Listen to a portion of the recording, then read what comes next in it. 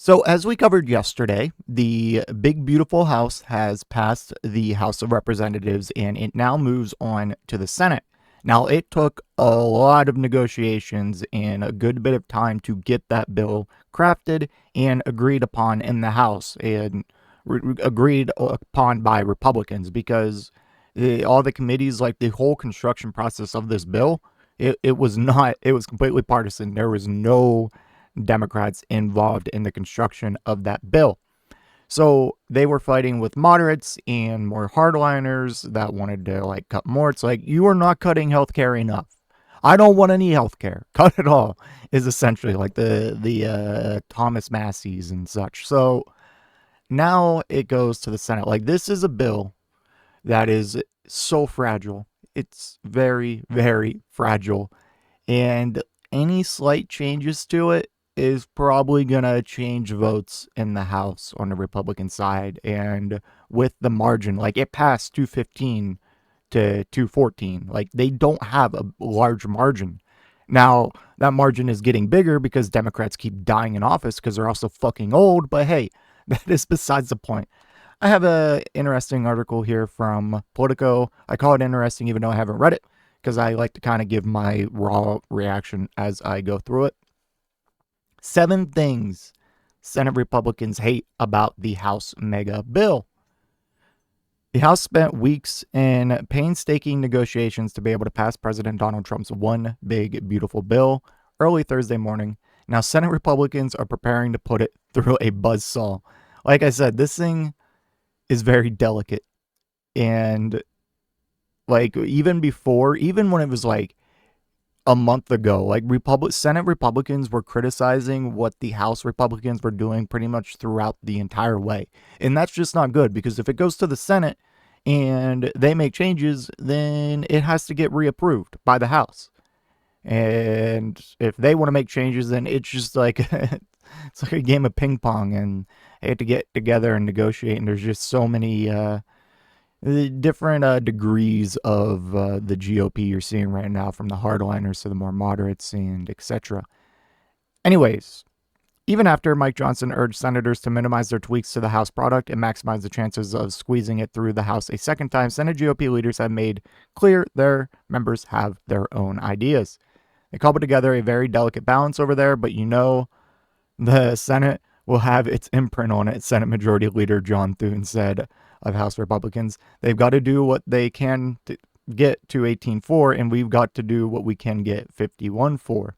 Republicans in both chambers have been working quietly behind the scenes to try to move the House bill closer to the Senate's druthers, including on defense spending, to avoid an ugly clash, and they believe there will be a large area of overlap. There have also been preliminary conversations to vet proposals for compliance with the Senate rules to avert a showdown with the parliamentarian. But Senate Republicans are also making it clear they're not happy with many policy choices their House counterparts made in order to get the bill through the chamber. With an informal July 4th deadline fast looming, here are 7 features of the House bill some GOP senators want to change. This is going to be interesting, and it's along the lines of, it's a lot about spending cuts, and here they're not enough. And it's funny, they're always like, we need to cut spending, we need to cut spending, we need to cut spending. But they don't say anything when we are increasing spending of border security and the Pentagon spending by hundreds of billions of dollars. Nothing there. But when it comes to non-defense programs, it's, we need to cut these, we need to cut these. There's waste, fraud, abuse, even though the Pentagon can't account for 60% of the money they spend. They failed the last 10 audits. Anyways, number 1, weak spending cuts. Senate Republicans want to be higher than the House's. Senate Republicans want to go higher than the House's $1.5 trillion in spending reductions instead of eyeing a $2 trillion ceiling. Thune said in an interview he is aiming for his chamber to hit the higher end of that range and had been encouraging the House to go bigger in their own deficit reduction targets too. That's because Thune, like the Speaker, is facing a clutch of fiscal hawks who want a much higher spending cut target.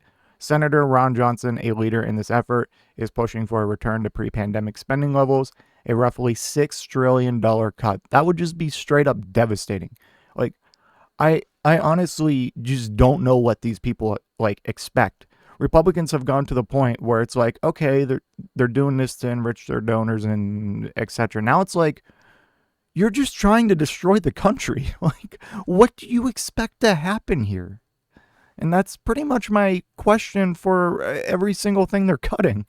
The Wisconsin Republican said in an interview he knows he won't get that level of savings in the mega bill, but wants to tackle a chunk under the budget reconciliation process and then set up a bicameral commission to go line by line to find the rest. Johnson also believed he has the votes to block a bill that doesn't take deficit reduction seriously, pointing to Republican Senators Mike Lee of Utah, Rick Scott of Florida, and Ron Paul of Kentucky as senators sharing his concerns. But Representative Thomas Massie, one of the two Republicans who opposed the House bill Thursday, said he has no confidence Paul and Johnson will get anywhere. It's not going to get better over there. Medicaid financing changes. House Republicans avoided some of the most controversial changes to how the federal government treats states and have expanded Medicaid offerings under the Affordable Care Act, but even some of their more modest provisions could be jettisoned by GOP senators who fear political blowback from any policy that would appear to be pushing vulnerable Americans off their health insurance plans, and that's exactly what they are doing. GOP Senators Josh Hawley of Missouri, Lisa Murkowski of Alaska, and Susan Collins of Maine have all warned they have red lines they will not cross on Medicaid and that they believe the House bill goes beyond waste, fraud, and abuse. The alignment between Hawley, a staunch conservative, with moderates like Murkowski and Collins underscores how skittishness over changes to the health safety net program is resonating across the ideological spectrum. And it is very interesting, but like, I don't even know if these people know their own ideologies or they just don't actually have one, and they're trying to enrich themselves and their donors through whatever way, because it just bothers me so much how it's like, we need to cut, and then it's always, obviously the conversation is Medicare, Medicaid, Social Security gets looped into the conversation, and of course you have like all the Doge cuts. That's just a whole nother thing to go down, like cutting the National Weather Service. There's already been cuts to Social Security in the forms of ending leases for like over half their offices and nuking their phone support. And then of course the Consumer Financial Protection Bureau, no more. And that's just scratching the surface. So, and there's never any, they don't even say like, hey, what about this military budget that is also really big and that we are actively giving hundreds and hundreds of more billions to, while taking hundreds of billions to trillions away from programs that are meant to help Americans. Like, no one asked that question, and no one asked the question about, like, none of this is tackling the deficit, no matter how much like, unless they just slash 110% of government spending, which I'm sure they'd like to, the deficit is going to increase massively in this bill. Massively, like over 3 to 4, like somewhere between $3 to $5 trillion, I think off the top of my head. I know they have to raise the debt ceiling like another 4.5 trillion. Like, you don't care about the deficit. You just don't. Or else you wouldn't be just doing this massive tax cut for the rich and then cutting Medicaid while also approving hundreds of billions to defense. Like, I don't know, man. These people, no principles. Get principles. Just have issues and have a principled stance on it. Is that hard? Number 3, business tax sunsets. House Republicans chose to restore certain business tax cuts for just 4 or 5 years as a way to keep costs down in their party line package. Senate Republicans want to make those provisions permanent. They have cliffs and some shorter-term timeframes when it comes to some of the tax policies, said Thune of House Republicans. We believe that permanence is the way to create economic certainty. I mean, yeah, he's right. Thune is right, but they don't care about economic certainty, and the whole point of these, they keep putting things to expire at certain dates. That's why we're in this whole discussion to begin with, because all of Trump's tax cuts were set to expire this year, assuming he would have won a second term the first time and he would be on the way out, and he can pass this off to the next person who's likely a Democrat, and then, this cycle continues. They have cliffs. Oh, wait, where are we? Senate Republicans are looking in particular at permanently extending tax incentives for research and development and write-offs for business assets, known as bonus depreciation, but doing so would likely add hundreds of billions of dollars in red ink to the bill, which would make it harder to appease deficit hawks. For accounting methods, GOP senators are planning to use a novel, controversial accounting tactic to completely zero out the cost of extending $3.8 trillion in expiring tax cuts. The tactic, known as current policy baseline, would go a long way in helping Senate Republicans make Trump's tax cuts permanent. That's because budget rules would otherwise require Republicans to offset much of the long-term deficit impact of their tax breaks. Yeah, that's crazy. Several House Republicans have indicated they are opposed to the accounting method. Representative David Schweikert of Arizona called it intellectual fraud. Budget experts have also warned the move amounts to a nuclear option that would erode long-standing budget rules that allow only certain types of legislation to pass the Senate with a simple majority. State cost sharing for food aid, one of the most controversial provisions in the House bill, is already sparking plenty of heartburn in the Senate, requiring states to cover a portion of federal food assistance costs for the first time. Yeah, because the states just can't afford it, especially with all the other burdens they're trying to shift onto the states, like disaster relief, education funding, like now a lot of extra healthcare funding they had to pick up because they ended a bunch of COVID-era grants that they were still using to fund hospitals and hire staff, nursing, and etc. So, like, they just pretend that if, like, the federal government doesn't pay for it, the states can just easily pick it up and it's not a problem. Like, it's not how it works. It's not that simple. There's a federal government for a reason. Okay. The House bill would phase in a requirement that all states cover at least 5% of the cost for the Supplemental Nutrition Assistance Program, SNAP, food stamps. But some states could end up having to cover significantly more of that share if they have a high payment error rate. That would hit states represented by Republican senators particularly hard, including Alaska's Murkowski and Dan Sullivan and South Carolina's Lindsey Graham and Tim Scott. Agriculture Chair John Boozman from Arkansas confirmed in an interview that Senate Republicans have concerns about the House proposal and that Republicans need to look at how much of an unfunded mandate it would create for states for when our governors call us. Drastic cuts to clean energy incentives. Senate Republicans have been waiting for weeks that there is opposition to gutting the clean energy tax credits created by the Democrats in 2022 climate law. Instead, House Republicans opted to speed up the sunset dates for several credits to appease hardliners rallying against the Green New Scam.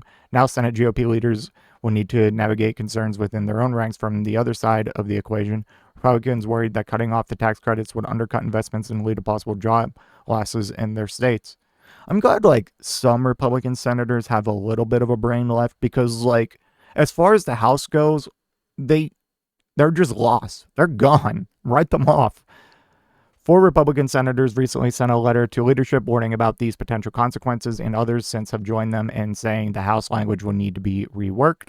Senator Tom Tillis, Republican from North Carolina, one of the letter signers, added that the House offering would have a chilling effect on future investments and that Congress needs to look at it through the lens of a business person.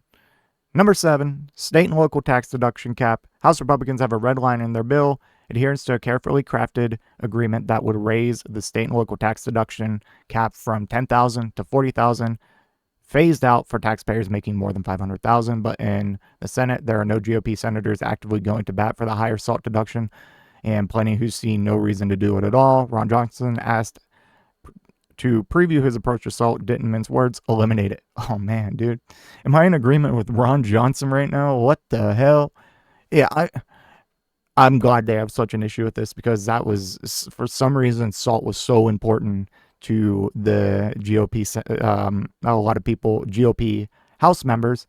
And, like, you want to talk about something that they can just say, yeah, look, we raised this SALT deduction cap. It's totally not a case that, like, this doesn't help the average American at all, and it's mainly for wealthier people. Anyways, I certainly hope that we will modify that very generous SALT cap. Senator Kevin Kramer agreed, but When pressed whether he would be willing to go with the House number to protect the bill's chances of passage through both chambers, the North Dakota Republicans softened. The number that we care most about is 218, he said, depending on how many we can get to fall asleep. Yeah, there's like some Republican House person who just fell asleep during the vote for this and didn't vote. That's funny. Anyways, yeah, so there's a lot of drama. Like, there's so much that they're fighting for within their own party. And there's a pretty easy way they can get around this, especially the ones that are holdouts. Instead of trying, like, the more moderates, I would say, like at least moderate in this regarding this issue, like the Josh Hawleys or the Ron Pauls. Like, have you considered working with the Democrats? Because these margins are, and same for some of the House Republicans, more modest House Republicans. Because right now they're trying to do this completely without any Democratic votes whatsoever, like zero. And at worst, they would get this bill passed through reconciliation, which means they can pass it with 51 votes instead of 60. But that would also only be financial provisions. You can't reconciliation the thing that everyone's talking about right now, which is a giant thing that they have in there that would upend the courts. But yeah, there's this thing called bipartisanship. I never thought I'd be asking for bipartisanship, but someone has to do something here, because as of right now, this bill, and we've covered it every which way. I don't have time to cover more of how it would be bad for the country now, so I encourage you to just look at a few different sources, and just see how devastating this will be to the debt, the deficit, and to the average American with just what is being cut. Like, millions of people are going to lose coverage of healthcare and food stamps. It's crazy. So, why don't you, some of you more moderate, some of you that at least have a third of your brain left, why don't you cross the aisle? Stick it to these motherfuckers. This is ridiculous. You still have a chance to, turn things around, save democracy. Jesus Christ. Let me know what you think in the comment section down below, and I will see you in the next one. If you made it to this point in the video, I just want to give a special thank you. If you enjoyed it, please hit that like button down below. And if you really enjoyed it, maybe consider hitting that subscribe button while you're down there. I want to hear your thoughts in the comment section. I will try to reply to any and all comments that I can. Until next time, watch that video on screen.